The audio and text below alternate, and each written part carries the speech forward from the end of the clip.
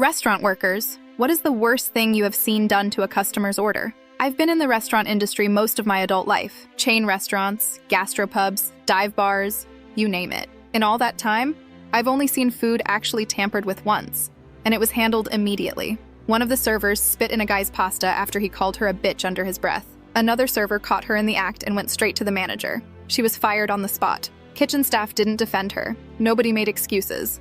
It was just zero tolerance. End of story. So when people talk like restaurant workers are constantly messing with your food, I always roll my eyes. It's just not that common. We complain about customers in the back, sure, but there's a line most people won't cross. That said, spicy food requests? That's a whole different beast. See, if you come in and politely ask for something spicy, no problem. Most kitchens have their level of hot, and they'll bump it up a notch if you want. But when you get those cocky types, the ones who try to turn it into some kind of macho performance, that's when things can go sideways. This happened a few years ago at a sports bar I was serving at. We had your typical wings menu: mild, medium, hot, fire. Nothing nuclear. But one night, this guy comes in with his buddies and starts ordering like he's trying to impress someone. Loud, obnoxious, already had a couple beers in him. When I get to his table, he asks, "What's your hottest wing?" I tell him it's the fire level. He gives this smug little laugh and says, No, I mean real hot.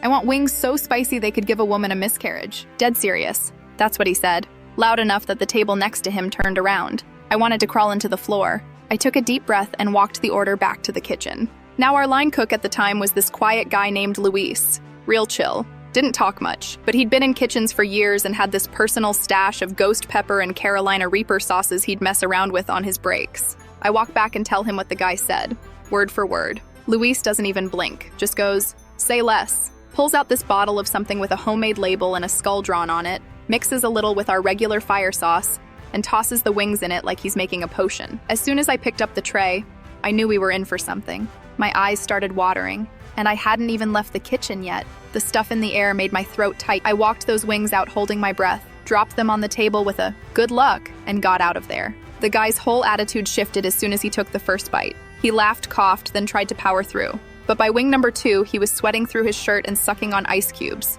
By number 3, he gave up and tried to play it off like, "They're not bad, just kinda dry." His friends were roasting him the whole time. He didn't finish his plate, didn't complain either, probably too embarrassed. Left a normal tip and shuffled out looking like he'd been maced. Luis never said a word, just gave me a nod when I told him the guy tapped out. No food was tampered with, technically. The customer asked for it.